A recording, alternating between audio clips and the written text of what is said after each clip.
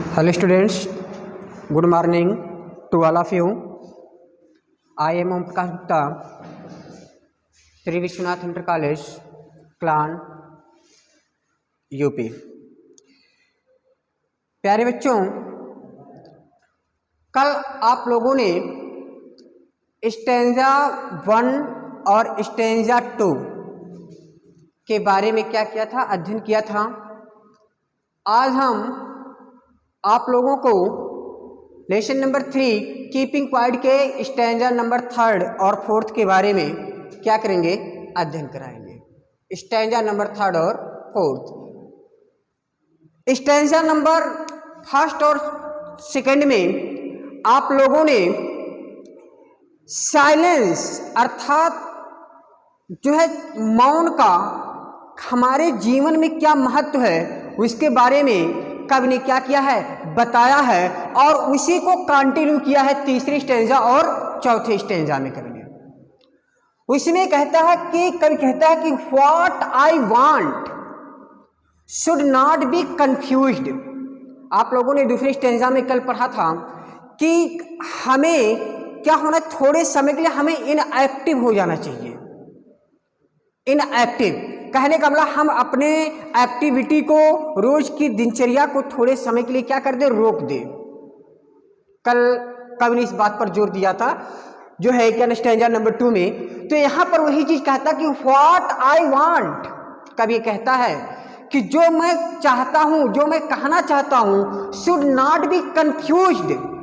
उसके बारे में आप कंफ्यूज्ड मत होइए, उसके बारे में भ्रमित मत होइए, उसको आप गलत मत समझिए। जो मैं कहना चाहता हूं कि आप लोग अपनी एक्टिविटी को क्या कर दें, रोक दें, स्टॉप कर दें पूरी एक्टिविटी को।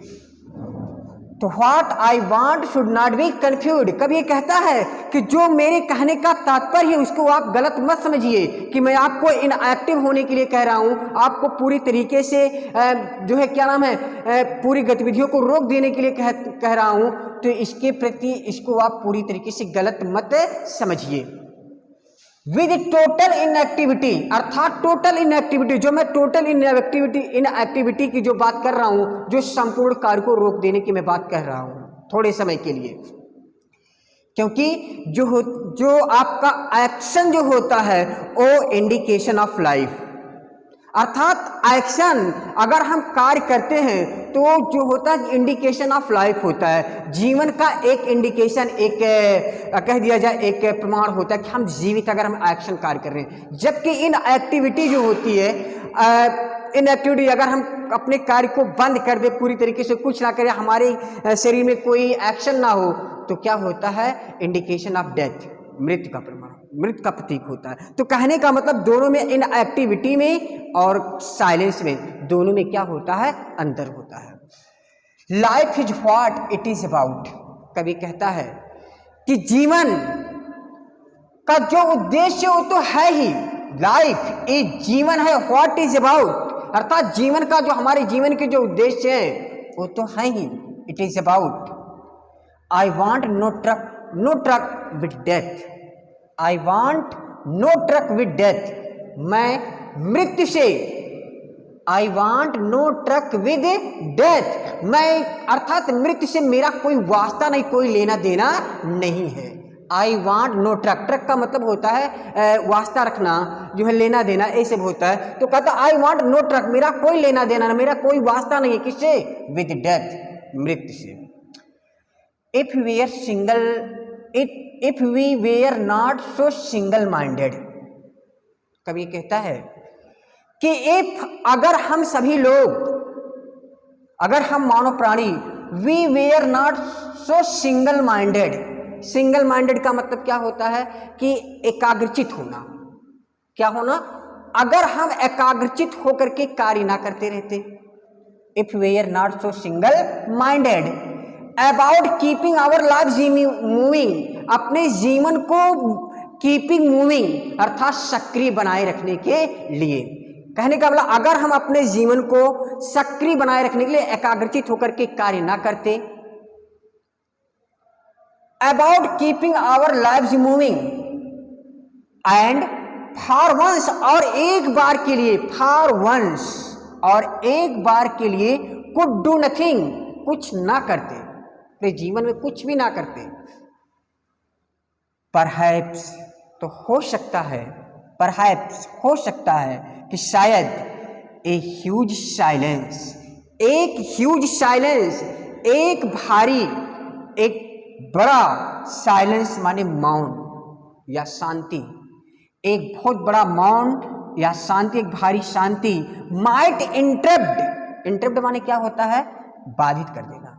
वो बाधित कर देती, वो बाधित कर दे किसके, दिस सैडनेस, हमारी इस उदासी को, इस उदासी में क्या कर देती, वृद्धि कर देती, कह रहे क्या बाधित कर, सॉरी बाधित, माइट इंटरप्ट, वो क्या कर देती, बाधित कर देती, in this sadness of never understanding our self, जिसको हम ना तो कभी समझ सकते हैं, ऑफ नेवर अंडरस्टैंडिंग, जिसको हम ना तो कभी समझ सकते हैं, our self with death, our self with death, अर्थात हम मृत्यु से पूरी तरीके से, आवर सेल्फ स्वयं को, विद डेथ माने मृत्यु से, जिसको कि हम कहने का मतलब है कि आप नेवर अंडरस्टैंड, जो उदासी, जो भारी उदासी, जिसको ना तो हम समझ सकते हैं, जब हमारे पास खाली समय नहीं होगा, जब हमारे पास जो है स्पेयर टाइम नहीं होगा, तो हम किस लिए उदास रहते हैं, किस लिए हम मतलब कि हमारी जीवन का दुख क्या है, कष्ट क्या है, उसके बारे में हम समझ नहीं सकते हैं, और इसका परिणाम होता है कि हम धीरे धीरे अपनी मृत्यु से डरने लगते हैं, आवर सेल्फ विद डेथ, क्योंकि हमें इसके पास, हमारे पास इतना समय नहीं होता, हम अपने जीवन के, रोजमर्रा जीवन की आवश्यकताओं में क्या रहते हैं, हमेशा व्यस्त रहते हैं। तो एक कवि कहता है कि इसलिए ये आवश्यकता है, आज की आवश्यकता है कि हमारे पास अपने इस रोजमर्रा की जिंदगी से कुछ ना कुछ समय निकाल करके हम अपने एक्शन के बारे में, अपने कार्यों के बारे में, अपने भविष्य के बारे में कुछ ना कुछ क्या करें, चिंतन करें, ताकि हम उनको क्या कर सके, जो परेशानियां हो, जो कष्ट, उनको हम दूर कर सकें। परहैप्स, अंतिम स्टैंजा में कवि ये कहता है कि परहैप्स, शायद, द अर्थ कैन टीच अस, शायद हमारी पृथ्वी, शायद जो पृथ्वी है, जो ये धरती है, कैन टीच अस, हमें क्या करती है, एक अच्छे तरीके से सिखा सकती है। क्योंकि अगर कहा जाए कि वर्ड्सवर्थ ने कहा कि nature is the best teacher, अर्थात प्रकृति क्या होती है, सबसे अच्छी क्या होती है, टीचर होती है, अध्यापक होता है। कहने का मतलब ये है कि हम प्रकृति के माध्यम से काफ़ी कुछ अपने जीवन में क्या कर सकते हैं, सीख सकते हैं। तो इसी बात को यहाँ पर कवि ने कहा है कि परहैप्स, शायद, द अर्थ कैन टीच अस, शायद हम पृथ्वी से क्या कर कुछ ना कुछ सीख सकते हैं, हमको पृथ्वी बहुत अच्छे तरीके से सिखा सकती है। क्या चीज, as when everything seems dead, जब सब कुछ सीम्स दिखाई देने लगता है, एवरीथिंग सब कुछ, सीम्स दिखाई देने लगता है, कैसे, डेड माने मृत प्राय, जिसमें जीवन ना हो, जब सब कुछ मृत प्राय दिखाई देने लगता है, सब कुछ जो है क्या नाम है, पूरी तरीके से लाइफलेस दिखाई देने लगती हो, प्रतीत होने लगता है। तो कहने का मतलब ये है कि इस चीज को हम पृथ्वी से क्या कर सकते हैं, सीख सकते हैं। जैसे कि इसका तात्पर्य यहाँ पर है, कभी ये कहना चाहता है कि जो डेथ, जो सब कुछ मृत, अब यहाँ पर जैसे क्या होता है कि विभिन्न प्रकार के, इसको हम दो एग्जाम्पल से समझ सकते हैं कि अगर जैसे कह दिया जाए सीड के माध्यम से और जो है आपके सीजन्स के माध्यम से, किसके माध्यम से, सीड से। एक सीड्स का मतलब क्या होता है, बीज होता है, और सीजन्स का मतलब क्या होता है, मौसम या ऋतु। तो इन दोनों एग्जाम्पल के माध्यम से हम समझ सकते हैं कि जैसे अगर हम एग्जाम्पल ले लेते हैं सीजन का, तो सीजन जैसे क्या होता है, ऋतु, विभिन्न प्रकार की ऋतुएं आती हैं। तो एक समय ऐसा लगता है कि वृक्षों से सब कुछ, जो फूल, पत्ते, फल, ये सब क्या होते हैं, गिर चुके होते हैं। उनमें क्या नाम है कि जो ऐसा लगता है कि चारों तरफ क्या है, उदासी, सूख जाएंगे। लेकिन तभी बसंत आता है, और बसंत जब आता है तो उनमें पुनः एक नए जीवन का, नई पत्तियां, नए पुष्प, नए फल, फूल, ये सब क्या होते हैं, उत्पन्न होने लगते हैं, उत्पन्न हो जाते हैं। तो वही चीज कहता कि perhaps the earth can teach अस, शायद हम पृथ्वी से क्या कर सकते हैं, सीख सकते हैं। मौसम से सीख सकते हैं, प्रकृति हमको अच्छे तरीके से सिखा सकती है। As when everything seems dead, जब सब कुछ मृतप्राय सा लगने लगे। एंड लेटर, और बाद में, proved to be true, to be alive, और बाद में वो हमको क्या जिंदा सा प्रतीत होने लगे। जैसे अभी मैंने बताया कि सीजन से एक समय आता है कि जब सीजन मौसम में वृक्ष, हमारे आसपास का वातावरण, जो आपके नेचर का जो वातावरण, सब कुछ वृक्षों से पत्ते गिर जाते हैं, फूल गिर जाते हैं और उनके फल क्या हो जाते हैं, समाप्त हो जाते हैं, तो सब कुछ मृतप्राय सा लगने लगता है। लेकिन फिर वही जब बसंत ऋतु आता है तो उनमें एक नए जीवन का, उन पेड़ पौधों में नए जीवन का क्या होने लगता है, संचार होने लगता है उसी चीज को कहा। And later prove to be alive. अब जैसे अगर हम एग्जाम्पल लेते हैं सीड्स का, जैसे जब हम धरती में, इसे पृथ्वी में या कह सकते हैं जमीन में, जब हम क्या करते हैं, सीड्स को जब हम बोते हैं, जब हम बीजों को क्या करते हैं, डाल देते हैं, तो वहाँ पर क्या होता है कि कुछ समय तक कुछ भी नहीं उसमें होता है, लेकिन थोड़े जब हम उसका इंतजार करते हैं, धैर्य रखते हैं, तो कुछ समय के बाद उनमें क्या हो जाता है, एक अंकुरण होने लगता है। और जब अंकुरण होने लगता है तो एक नए जीवन का क्या होता है, संचार का प्रतीक होती है, एक नए जीवन का प्रतीक होती है। तो उसी चीज को कहता है कि हम पृथ्वी के माध्यम से क्या कर सकते हैं, बहुत सी चीजें सीख सकते हैं। पृथ्वी हमको अच्छे तरीके से क्या कर सकती है, सिखा सकती है। Perhaps the earth can teach us as when everything seems dead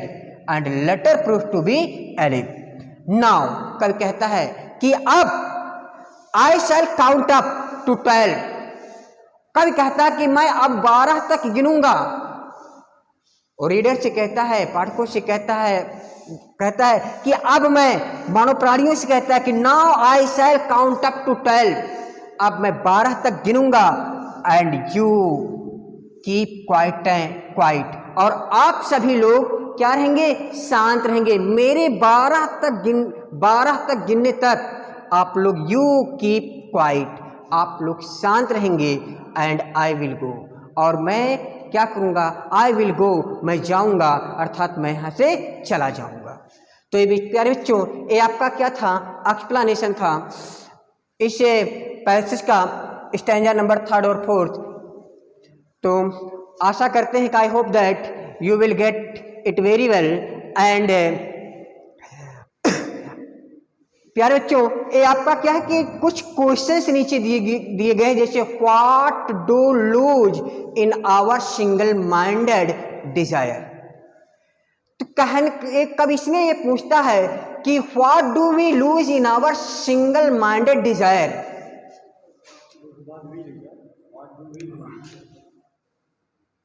we lose in our single minded desire, हम इस सिंगल माइंडेड डिजायर में अपने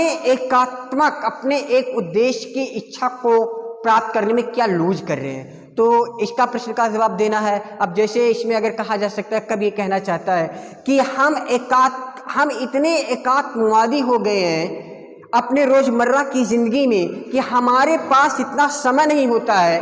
कि हम अपने आसपास जो हमारे प्रकृति कि जो आसपास के जो वातावरण है, जो हमारे आसपास के जो लोग हैं, जो मानव प्राणी हैं, उनके बारे में हमें सोचने की फुर्सत नहीं होती। हमारे पास सोचने के लिए समय नहीं होता कि हम अपने फ्यूचर में अपने इस प्रकृति के अच्छाई के लिए कुछ सोच सके, अपने मानव प्राणियों की भलाई के लिए कुछ सोच सके। उसी चीज को यहाँ पर कवि क्या करना चाहता है, लूज कर रहा है, हो रहा है। दूसरा प्रश्न, what is the sadness that poet talk about, अर्थात कहने का व्हाट इज द सैडनेस, क्या वो व्हाट इज द सैडनेस, वो उदासी क्या है, that the poet talk about, जिसके बारे में कवि क्या करना चाहता है, बातचीत करना चाहता है। अर्थात कहने का मतलब पोएट किस उदासी को जो है, किस दुख के बारे में बातचीत करता है। तो कहता है कि इसमें कवि कहता what is the sadness that poet talk about, इसमें कवि जो है मौत, जब उसके पास इतना समय नहीं होता कि वो अपने जो है गलतियों के बारे में, अपने एक्शन के बारे में, उसका जो कार्य कर रहा है अपने जीवन में, उसका प्रकृति के ऊपर क्या प्रभाव पड़ेगा, उसका जो है हमारे मानव जीवन के ऊपर क्या प्रभाव पड़ेगा, जब इसके बारे में सोचने के लिए उसके पास समय नहीं होगा, उसका चिंतन नहीं करेगा, तो उसका दुष्परिणाम भी क्या होता है, पड़ता है प्रकृति के ऊपर, मानव प्राणियों के ऊपर, और जिसका परिणाम होता है कि मृत्यु से डरने लगता है, उसको मृत्यु दिखाई देने लगती है, उसी सैडनेस के बारे में कवि ने यहाँ पर क्या किया है, कहा है, बात किया है। तीसरा प्रश्न है, how can huge silence dispel sadness. हम अपनी उदासी को किस प्रकार से ह्यूज साइलेंस अर्थात एक भारी मौन के द्वारा, शांति के द्वारा किस प्रकार से हम अपनी उदासी को दूर कर सकते हैं। कवि यहाँ पर एक कहना चाहता है कि जब हम अपनी उदासी को दूर करने के लिए, अपने सैडनेस को दूर करने के लिए वी शुड हैव टाइम, हमारे पास क्या होना चाहिए, समय होना चाहिए, स्पेयर टाइम होना चाहिए, ताकि हम क्या कर सके, चिंतन कर सके, थिंकिंग कर सके, मनन कर सके अपने एक्शन पर। और जब हम मनन करेंगे कि हमने क्या कार्य किया है, हमारे उस कार्य का हमारे जीवन पर, हमारे आसपास के वातावरण पर, हमारे मानव जीवन पर क्या प्रभाव पड़ रहा है, और फिर चिंतन करने के बाद उसका पॉजिटिव जो रिजल्ट आएगा, निगेटिव जो भी आएगा, निगेटिव है उसको हम दूर हटेंगे, अगर पॉजिटिव आएगा तो उसको हम क्या करेंगे, उसके बारे में और प्रोत्साहित होंगे, तो उससे जब हम चिंतन करेंगे तो हमको एक परिणाम मिलेगा, और जिससे हम अपनी इस उदासी को क्या कर सकते हैं, दूर कर सकते हैं। तो इसका मतलब क्या है कि हमको चिंतन करने के लिए क्या चाहिए, समय चाहिए अपनी बिजी लाइफ से। What does the poet ask to do, यहाँ पर कवि हमसे क्या करने के लिए कहता है। अगर आप पूरे पोएम को अच्छे तरीके से एक्सप्लेनेशन समझा होगा तो कवि हमसे एक कहना चाहता है कि हम what poet does ask to do, कवि हमसे क्या करना चाहता है, क्या करने के लिए चाहता है। कवि हमसे एक चाहता है कि हम अपने ऐसे बिजी लाइफ, जो हमारा व्यस्त जीवन है, डेली लाइफ जो काफ़ी ज़्यादा बिजी है, जो हम अपने जीवन को एक्टिव बनाए रखने के लिए पूरी तरीके से क्या रहते हैं, व्यस्त रहते हैं, हमारे पास इतना समय नहीं होता कि हम क्या करके चिंतन कर सकें, अपने आप को हम टाइम दे सकें, अपने आप को हम थिंकिंग करने के लिए, सोचने के लिए टाइम दे सकें। तो इसी चीज़ को कहता है कि आप लोग थोड़े समय के लिए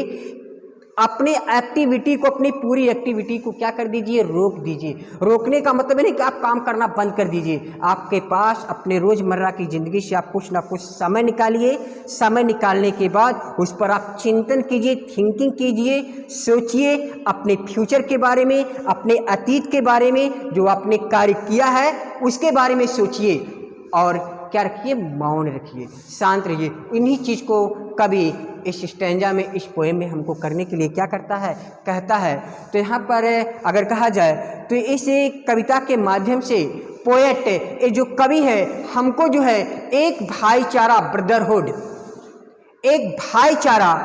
का क्या करता है, संदेश देता है कि हम अपने एक्शन के माध्यम से, अपने कार्यों के माध्यम से एक भाईचारा और पीस, शांति और साइलेंस, शांत वातावरण के को क्या करता, महत्व देता है। तो प्यारे बच्चों, आशा करते हैं कि चैप्टर, जो पोएम है